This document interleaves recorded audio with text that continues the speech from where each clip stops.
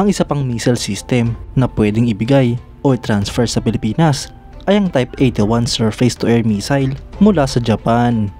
Ito nga po mga idol, ang isa sa mga surface-to-air missile na kasalukuyang ginagamit ng Japan Ground Self-Defense Force. Yan ang pag-uusapan natin, pero bago yan, kung bago ka lang sa aking channel, ay huwag mong kalimutang mag-like, subscribe at hit mo na rin ang notification bell button para lagi kang updated sa mga bagong videos natin. Dahil kinumpirma na nga po ng Japan na ang Pilipinas ay nag-request para sa pag-transfer o pagbenta ng Japanese-made air defense missile system upang i-boost ang overall air defense capabilities ng ating bansa, ay marami nga pong option ng ating bansa para sa air defense missile system mula sa Japan. Isa na nga po dito mga idol, ang pinakakilala na Type 81 surface-to-air missile. Ang Type 81 mga idol ay dinevelop ng Toshiba upang palitan ang 75mm M51 Skysweeper at ang M15A1 37mm anti-aircraft guns. Ito nga po ay dinisenyo bilang mobile short-range missile system na magfi-fill sa performance gap sa pagitan ng FIM-92 Stinger man-portable missile at ang mas malaki na MIM-23 Hawk missile system. Ang lahat nga po ng missile system na ito ay pare-parehong aktibo pa sa Japan Ground Self-Defense Force. Ang development nga po ng Type 81 ay nagsimula noong 1966 habang unang test firing naman ito ay naganap noong 1978. Ang system na ito ay pumasok sa serbisyo noong 1981 at noong 1987 naman ay nagkaroon ng minor change sa system kung saan ang Surface-to-Air Missile 1B ay dinesignated.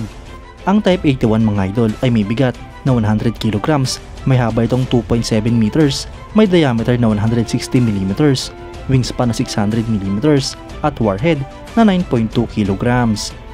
Ang makina nga po nito ay Nissan Motor single stage solid fuel rocket motor na may operational range mula 0.5 hanggang 14 km.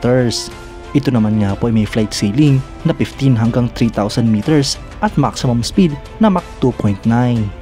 Habang ang guidance systems naman ng Type 81 ay Kawasaki Heavy Industries Inertial Guidance na may Toshiba Passive Infrared Homing para sa thermal guidance. Ang launching platform naman nga po nito ay Isuzu Motor 6x6 Type 73 Armored Mobile Truck. Sa kasalukuyan, ang system na ito ay nakadeploy sa Japan Ground Self-Defense Force, Japan Air Self-Defense Force at Japan Maritime Self-Defense Force. 57 firing units nga po ang nagsiservisyo sa Japan Ground Self-Defense Force mula sa initial requirement nito na 76. 30 units naman ang nagsiservisyo sa Japan Air Self-Defense Force habang 6 naman ang sa Maritime Self-Defense Force. Mga idol, handa nga po ang Japan na makipagtulungan sa Pilipinas upang palakasin at gawin itong resilient partner sa hinaharap. Ito nga po ay sa pamamagitan ng pag-take advantage sa growing manufacturing industry at young population. Pinaniniwalaan nga rin po mga idol na ang Pilipinas ay kayang tumulong sa Japan sa hinaharap dahil ang Japan ay merong strong technology at financial base, ngunit mahina na ito dahil sa kanilang declining population. Mga idol, isa nga po ang Type 81 sa option ng Pilipinas para sa air defense missile system nito. Kung sakasakaling may transfer ang Type 81 surface-to-air missile system, ay malaking boost nga po ito para sa ating bansa dahil magsisilbi itong frontline para sa depensa ng Pilipinas. Bukod nga po sa Type 81 at sa una nating finiture na Hawk Air Defense Missile System, ay marami pang posibleng option ng ating bansa tulad ng Type 11 Short Range at ang Type 03 Medium Range Air Defense Missile Systems na parehong minamanufacture ng Japan. Mga idol, maganda nga po at kaalyadong bansa natin ang Japan dahil marami nga po itong naitutulong sa ating bansa katulad na ng technology transfer upang makabuo tayo ng sarili nating mga armas. Dapat na nga po maging self-reliant ang Pilipinas at hindi na ito umasa sa ibang mga bansa.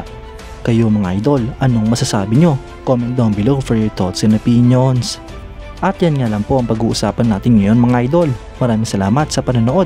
Huwag nyo rin kalimutang mag-like at subscribe bilang suporta sa ating channel. Mabuhay kayo mga idol!